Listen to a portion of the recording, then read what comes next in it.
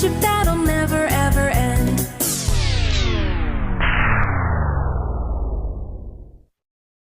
Run!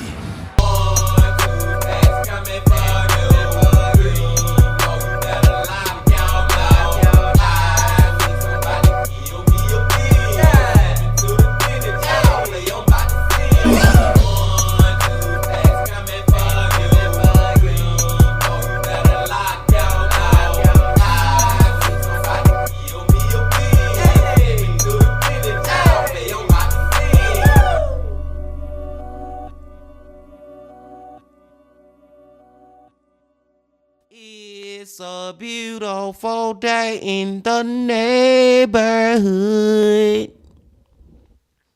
Reaction Beanie 537.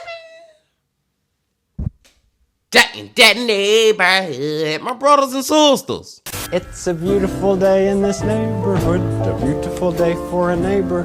Would you be mine? Could you be mine? Thank God it is Friday once again, Bean Team. And since it's Friday, y'all know who we're about to go back to. Adrian from Coffeehouse Crime. The Coffee Man Fridays, y'all. Hope y'all doing excellent out there today. And I'm glad that you came on back to the channel once again to fuck with the bean. And the title of the video is The Vengeful Scissor Sisters Who Chopped It All. Now, just from the title, it sounded like it was two freaking sisters who was chopping people's bodies up. You know what I'm saying, man? I don't even think they murdered one person. I think this is a story about multiple people that they murdered. And I'm wondering, did they know these people? Did they just do it randomly? I'm wondering who is like the ringleader out of these sisters. You know what I'm saying? Who is the manipulator? Because a lot of time we watch these stories about people within a family who be murdering other people together. It always be that one person who be the ringleader, who be the cause of all of it. Not excusing none of them, but it always be that one, and I'm thinking it's gonna be the same right here. But I don't know. But we are about to see. But before we see, my brothers and sisters, y'all know what y'all got to do. Get whatever you may need. Get what you need, please. We back to Adrian from Coffeehouse Crime. Y'all got what y'all need. Y'all ready to go? Then let's go. Their actions were so brutal that they became known as the infamous Scissor Sisters. But what exactly happened for them to be given such a gruesome nickname? When body parts began to wash up in Dublin's river, it led detectives on a wild hunt to find and arrest those responsible. However, even after a double confession, the authorities had to work hard to find the others. And as they would soon find out, no one in this story was entirely innocent, including their victim. Welcome back to Coffeehouse Crime, folks. My name is Adrian, and today we're traveling to Ireland to look at the infamous case of the Scissor Sisters. You know, stories like this remind us that not all murder cases are black and white. Sometimes when you look at the details behind the tragic backstory, it makes you think twice or even change your mind. By the way, I post true crime and dark stories like this every single week, so please subscribe if you'd like to see more. And now, with that said, please grab yourself a coffee and let's caffeinate while we investigate. This is the case of the Scissor Sisters. Get whatever you may need. Welcome to Ireland, folks. An ancient island country with a rich and cultured history driven by myth, legend, and religion. Ireland has been home to human life for over 30,000 years now. So of course, it is no wonder why the Irish hold on to their heritage quite dearly. I mean, with such a deep history filled with bloodshed and, of course, the Great Potato Famine, who can blame them for being so patriotic? It's a country which is steeped in Celtic and Gaelic roots, with jaw-dropping beauty that is hard not to appreciate. As for its people, the Irish are a very friendly bunch, and having recently been there myself, I can strongly agree. As many— Hey, y'all see that picture, man? Do y'all see who that is in that picture? That is our boy Adrian from Coffeehouse Crime and Mike from that chapter. Hey, that's a cool ass picture, man. I wish I can meet both of these dudes at the same time one day. Straight up. That's a nice picture. Let's go. Many of you will know, Ireland is well known for its famous pub culture and, of course, its signature beer, Guinness. That is, if you can appreciate drinking the equivalent of a liquid loaf of bread. By the way, have any of you tried a Gonster before? Mix Guinness with Monster Energy and apparently you get this. I mean, personally, I'm both terrified and kind of curious to try it. Anyway, today we'll be zoning in on Dublin, which is found in the Republic of Ireland. As the capital city, Dublin is the most densely populated area in the country, though even still, it has a modest population of only 550,000 residents. The city is built around the banks of the River Liffey, giving it both a social and laid-back vibe. This is no surprise, as the people of Dublin are famous for providing friendly welcomes to strangers. It is definitely worth visiting, with many ancient natural sites only a stone's throw away from the city. Take a step back into Dublin and you'll be met with many pleasant sights, sounds and smells. The city is crammed full of old Irish architecture, and markets dot the many streets around Dublin's old castle, and streets are greeted with the pleasant smells of coffee shops, bakeries and fragrance shops alike. It's just a shame that they can be so darn expensive. And momentarily speaking, that's where Scentbird comes in. Scentbird is a monthly scent Coffee man with a commercial. But one thing I will say, y'all, is Ireland is probably one of those places on my bucket list that I would love to visit one day. You know what I'm saying, man? Like, just to feel that Irish culture in me. You know what I'm saying? Just to get that experience. That is one place that I would like to visit. Straight up. We're gonna go right here. Now let's get straight back to this case. Moving back to our story today, and as I was saying, you will find that the streets of Dublin are alive on any given day of the year. However, on March the 30th, 2005, a local in one of the quieter areas of Dublin would peer into the River Liffey, only to set their eyes on a morbid discovery. Floating along the river, they found a severed leg, which had been cut off by the knee and with its sock still on. Authorities were notified immediately, and the area surrounding the discovery was secured while investigations began. After all, they had only recovered a leg so far, and so several questions still remained. Where was the rest of the body? Who was this person? And how could they be identified? After careful observation, they determined that the leg must belong to a man, and soon enough, more of him was discovered. Over the following hours, divers scoured the River Liffey and found 7 more body parts. Parts of his arms, legs and torso were recovered from the murky depths. However, in order to identify him, they needed a face, which unfortunately was never found. And the strangest part of this discovery was still yet to come. Upon a post-mortem examination, it was found that the man's genitals had been entirely severed off, this being the other piece that would never be found. However, I mean, they cut every limb off him, you know what I'm saying? Every piece of his body, all the way down to the you-know-what.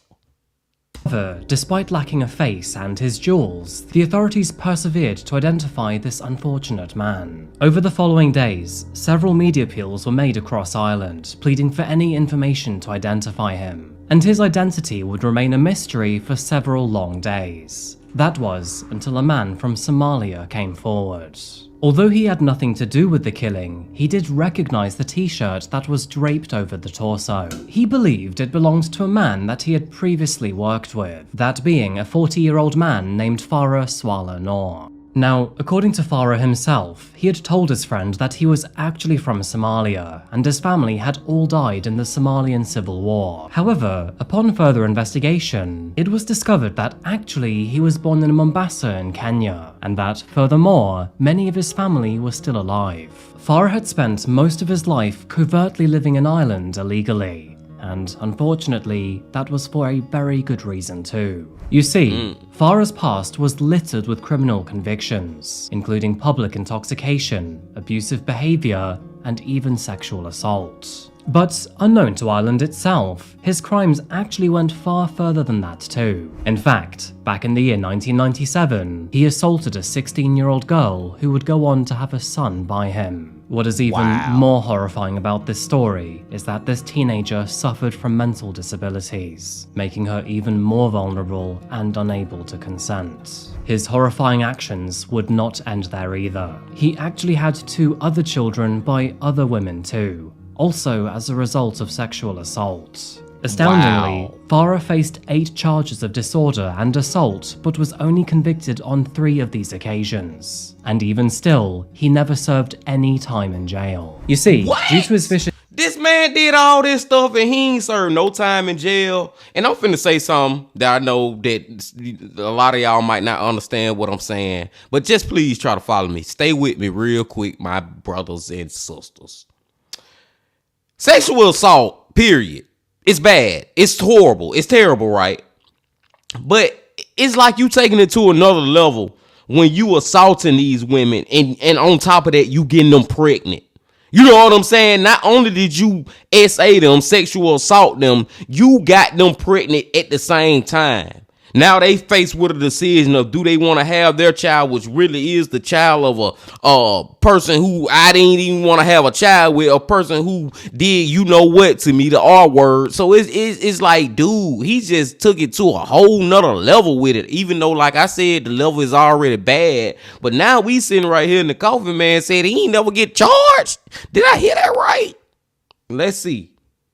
nature, he never seemed to stay in one place for too long, not only to evade the law, but also to run from the many enemies he made along the way. But saying that, Farah was still able to make himself home in several areas around Dublin, usually with a girlfriend, a friend, or in government housing. Despite all of this terrible behaviour, the legal system failed to ever deport him out of the country, and surprisingly, in 1999, he was given citizenship. He received citizenship simply because he became the father of an Irish-born child.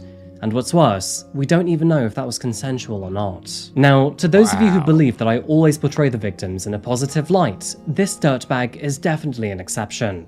Because in March of 2005, this guy was found chopped up in the River Liffey. And so, after years of being in a police station for all of the wrong reasons, he was now the one that police would have to retribute.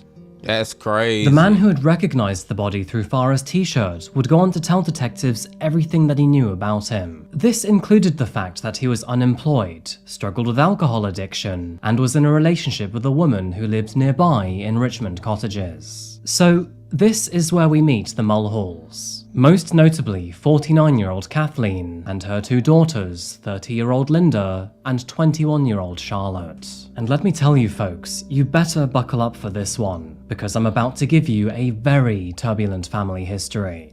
Soon enough, detectives learned that Kathleen had been in a relationship with Farah for 3 years since 2002. Before Farah, she was married to another man named John Mulhall, where they settled in Kilclare Gardens, a short drive from Dublin. Before their divorce, they raised a family of 3 boys and 3 girls between them, and sadly, their upbringing was well known to be both troubled and tumultuous. The Mulhalls were part of the Irish travelling community, which are nomadic indigenous people of Ireland. This meant that they often moved around the country, which, as you will likely imagine, never provided a solid and stable upbringing for their children. And unfortunately, they also lacked adequate education, which is typically found in the Irish school system. However, that was not the only issue here, because, as it turns out, their parents had a terrible relationship, mostly because John was both mentally and physically abusive to his wife. No surprise, this ultimately would lead to their divorce in the year 2002, though by then their 6 children were all adults and had started their own families. Saying that, the family stayed quite close, as is relatively common in the travelling community, and all siblings would look out for each other whenever they needed it. Now, Kathleen's 2 daughters, Linda and Charlotte, were absolutely inseparable. Linda, who was now 30 years old, had left school early and struggled to find a job that would take her, and so, as a result, she was still unemployed.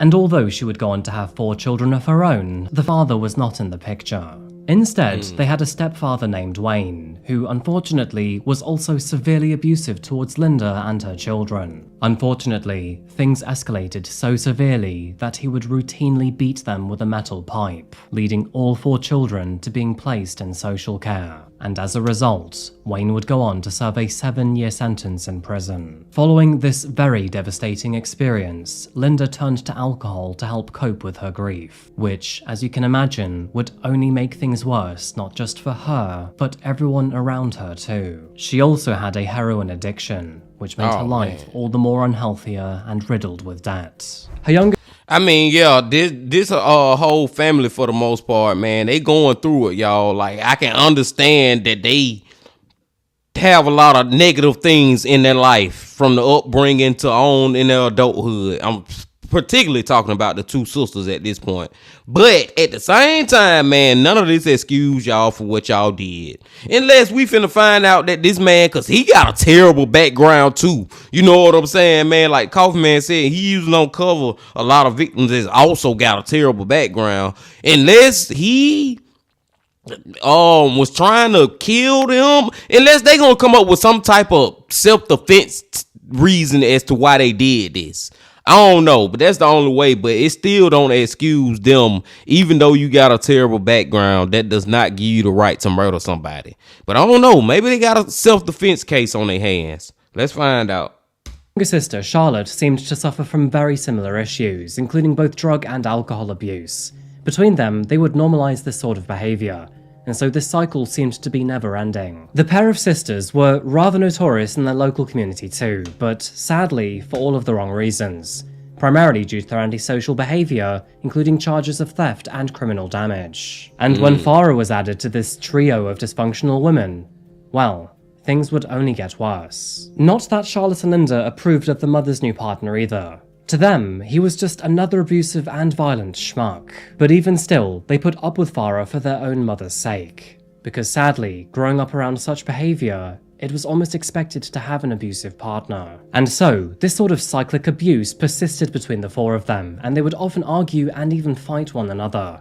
And despite all of them being unemployed, they would still often binge drink and take drugs together. This led to extreme debt and poverty amongst all of the chaos between them.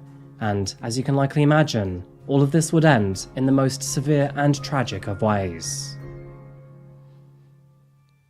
Now, although the authorities were familiar with the family and their troubling behaviour, they were basically helpless in solving this murder, at least for now. Farah was an unemployed alcoholic, and unfortunately, he had no family to apply pressure to the authorities. In fact, it would take the authorities more than 7 months to chase their only lead in the case. That, of course, being the Mulhall family themselves. But finally, after waiting so long, it was time to pay them a visit. After arriving at the property, all three women, including her ex-husband John, were arrested.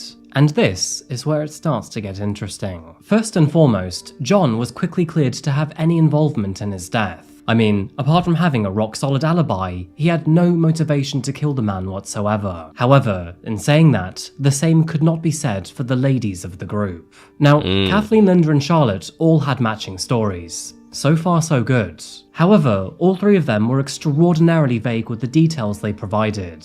And what's more, they all appeared to be rather cold towards officers. And these abnormalities intrigued the detectives, which was enough for now. Without any solid evidence or any proper reason to arrest them, all three of the women were eventually let go. However, it would be a sudden and unexpected confession that would eventually reveal the truth about Farah's death and seal their fates forever. It looks like guilt got the better of one of them, because their eldest daughter, Linda, had something to share. Living with a guilty conscience can be an unbearable burden, and Linda, she was never one to stay silent. She could no longer take it, and so, later that month, she turned herself in to the authorities, where she produced a voluntary statement admitting her involvement in Farah's brutal attack. Following this confession, police officers were able to acquire a warrant to search the family's home at Richmond Cottages. Upon entering the property, they were greeted with a rundown home that displayed clear evidence of drug use and paraphernalia. And despite the time that had already passed since Farah's death, faint bloodstains were easily identified in the living room, marking their failed attempt at cleaning up the crime scene. Y'all had all that time to try to hide evidence in y'all house, and y'all just let the blood stains just still be right there. You probably put a little Clorox on it, or a little washing powder, or whatever. You're trying to scrub it out the carpet, and it didn't get out. Blood stains still right there, clear as day. And y'all just said F it. I don't even think they cared about getting caught from killing this man. Seriously, man. And it's crazy. Even your family members, you don't know y'all be committing these murders together. Even your family members will crack or rat you out. And this lady cracked, and now y'all effed up. And I'm glad that she did crack, because y'all shouldn't have murdered this man. As expected, forensic analysis concluded that the blood did in fact belong to Farah, and this, combined with Linda's confession, was enough to arrest both her and her sister, Charlotte. Knowing that the game was now finally over, it didn't take long for Charlotte to confess to the authorities either, and now both women seemed to want to come clean about the story. And let me tell you, it is not for the faint of heart. It was on March the 20th, 2005, which was 10 days before the discovery of his body, that Kathleen, Farah, and her daughters were out in Dublin city centre together. Now, this marked the weekend of St. Patrick's Day, which, as many of you will know, is a very important holiday in Ireland. Although it has become less religious over the years, it is still a massive nationwide party for the country. And of course, you can always expect the Irish to have a drink or five to celebrate. So, who were they to go against tradition? The four of them drank heavily as they jumped around the various pubs and bars all afternoon, before eventually returning to Kathleen's flat in Summerhill. However, as you can probably guess, the drinking did not stop there. They continued to heavily binge drink well into the evening. And to make matters even worse, alcohol was not the only substance they were planning to abuse. As the night wore on, Kathleen, Linda and Charlotte decided to take things up a notch by taking ecstasy, more commonly known as MDMA. As many of you will know, MDMA causes severe hallucinogenic effects that distort time and perception, enhance sensory enjoyment, and can even increase self-awareness and empathy. For good measure, they crushed up a pill and sprinkled it into Farah's drink to make sure that all of them were on the same buzz. And, as you can imagine, a sexually violent individual under the effects of drugs and alcohol was a recipe for disaster. While Kathleen and Farah were sitting on the sofa, Linda was perched on the arm beside them. It was at that moment that Farah touched one of them inappropriately. But, concerningly, it wasn't his partner. Instead, it was her daughter. Despite her hesitation, he locked his arms around her, and, enraged, Kathleen screamed at him to let her go. Nobody was in their right mind at the time, and sadly, things escalated rather abruptly. Having had enough, this was the vital moment that Kathleen screamed at her daughters to, quote, "just kill him for me." Charlotte grabbed a Stanley knife and then sliced Farah across the throat, sending him plummeting to the ground. Next, Linda picked up a hammer before striking him in the head. Through this attack, Farah had sustained more than 20 separate stab wounds, and his skull had been heavily caved inward. As a result, he was rendered almost entirely unrecognizable. The sisters then dragged his body into the bathroom, where they began to slowly dismember him with a Stanley knife and a kitchen knife. His head, limbs, and manhood were then separated from his torso.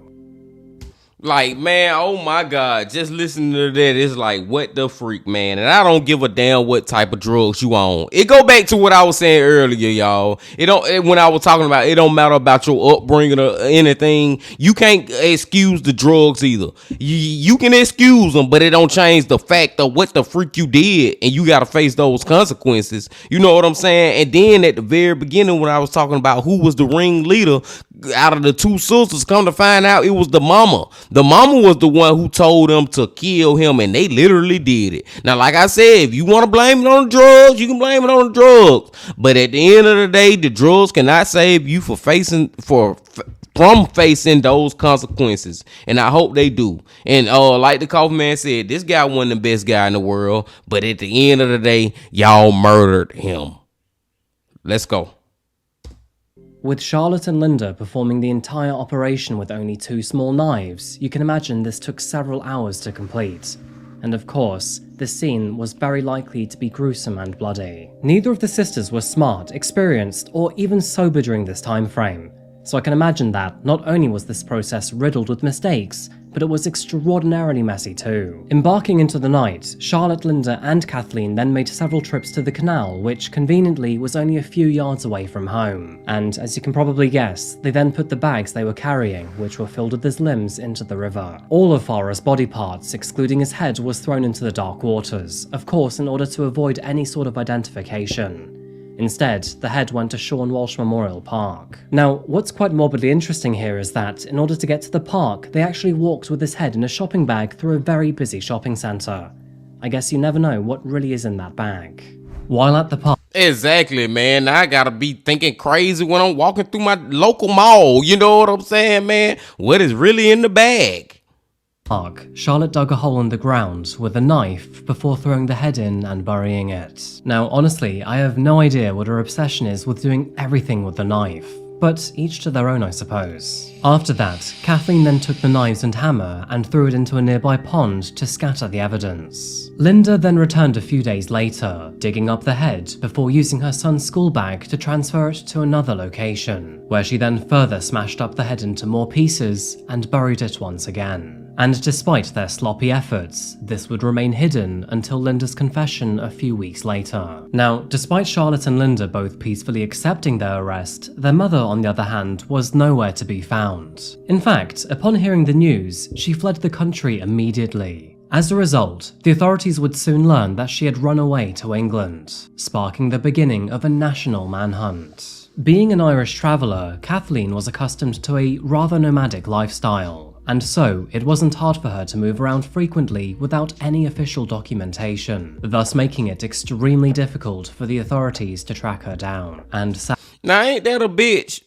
Like, seriously, y'all, ain't that a bitch? My mama done got me to murder somebody, and then when we get caught up, you leave and run away and leave us to be rotting in jail, but you trying to get free. You know what I'm saying? You trying to stay free. Ain't that you the one who told us to do this? Crazy. Sadly, she wasn't the only parent to leave the sisters behind.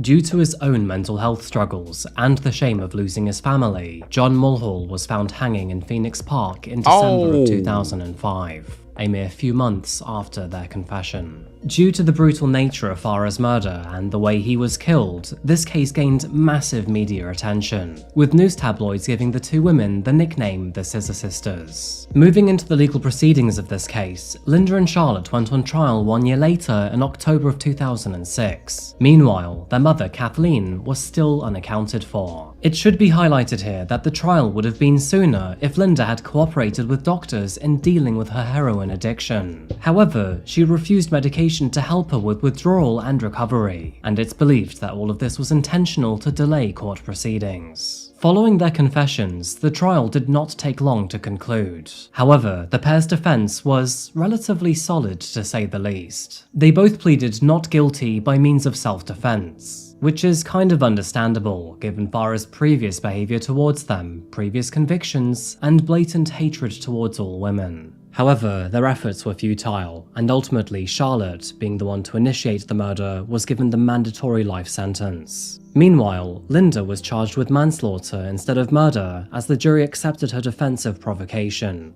As a result, she was given 15 years behind bars. Now, interestingly, both sisters would appeal their sentences on the grounds of insufficient psychiatric evaluation. They also claimed that the jury were forced into a rushed decision by the judge. To this day, Charlotte remains behind bars, where her sister Linda was released in 2018. This was after serving only 12 years of her 15-year sentence. Of course, the media has tracked her down since then, but quite understandably, she expresses that she just wants to get on with her life and refuses to comment on her crimes. Ever since her incarceration, Charlotte's behavior in prison has been fairly controversial. Images of her holding a knife to a male inmate's throat have surfaced on numerous occasions, which, of course, prompted her to be moved to a women's-only prison. I mean, I guess quite understandably, she was in no mood to let any other man treat her poorly. Meanwhile, her mother voluntarily returned to Ireland in the year 2008 to face her own charges, namely 2 counts of providing false information, withholding information, and avoiding her arrest in the murder investigation. She would also plead guilty to concealing evidence. However, she denied having any physical role in the murder. In addition to this, she would also provide information to help the prosecution against her own daughters. But then again, I guess she was not planning to win any Mother of the Year award either way. Eventually, Kathleen was sentenced to 5 years in prison for her own involvement in the crime, meaning that she too is now a free woman. Being honest with you, I find this part of the story quite unbelievable. because this was a very small sentence for someone who witnessed and then concealed a murder before then deciding to evade the law themselves. Exactly. And so, at the time of this video being posted in the year 2024, 2 of the 3 Mulhall women are now free to roam as they please. It's only Charlotte who remains behind bars. I don't know how I feel about this one, my brothers and sisters. Got me a little uneasy, man. Got me a little like, okay, Charlotte, she got the life, you know what I'm saying, the life sentence. The Linda, she got 15 years. Maybe we could have gave her 25 to life if I was the judge. Also, you got the mama. The mama ain't getting number 5 years, and she the one who started this whole thing. She the one who told them to kill that man. You know what I'm saying? So I don't know how I feel about this one, man. I don't know if I'm satisfied enough with this one. But let's finish it up.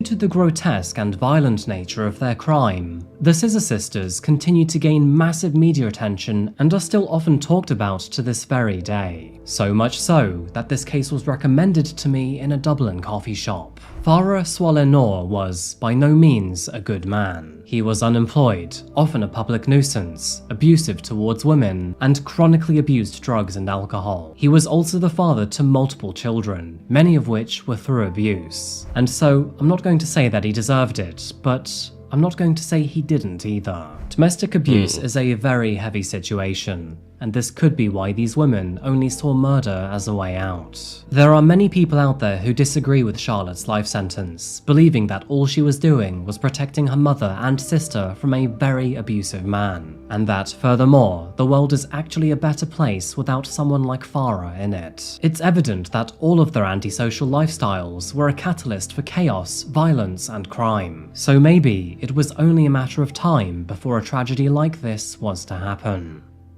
Yeah, maybe. These 4 people had an extraordinarily chaotic and turbulent life between them, and so, unfortunately, it is quite easy to see why and how something so tragic could happen. On that note, what do you think about this case? Do you think it's simply murder, or was this more an act of self-defense? As always, let me know what you think in the comments down below. Anyway folks, I think that pretty much wraps this case up here today. First of all, I just want to say thank you so much for understanding my slower schedule in the coming weeks. Thank you again to Scentbird for sponsoring this video. Use the code COFFEE55, scan the QR code or click the link below for 55% off your first scent. And yeah, I think that pretty much ends this video today. Thank you again folks for watching, and as always, I'll see you again very soon for another one. Until that moment arrives though, remember to look after yourself, look after each other, and of course, stay safe. Thank you, and goodbye.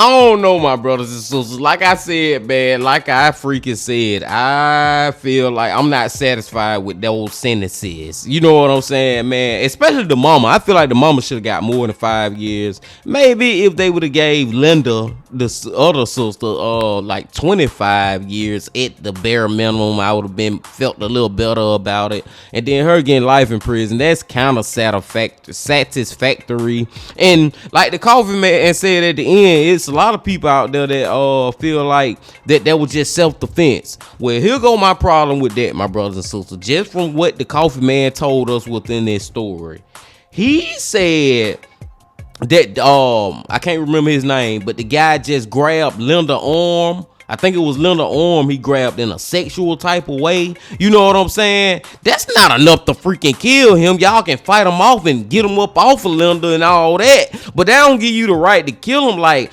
it's one thing if that's all he did was just grab her arm in a sexual way or try to grab, even if, I'm just gonna say this and I'm being serious, even if he would have grabbed her ass, smacked on her ass or something, grabbed and whatever, you know what I'm saying? That's not enough to kill him. Now, if he would have tried to been like grabbing her and trying to take her and trying to rip her clothes off and do you know what or something like that, then okay, that's more of a self-defense thing. If he was trying to kill them, but just doing what he did, I don't think that's justified, man. I think they freaking murdered that man, man. They high off all them drugs and stuff. And like I said, those drugs and stuff does not excuse their actions.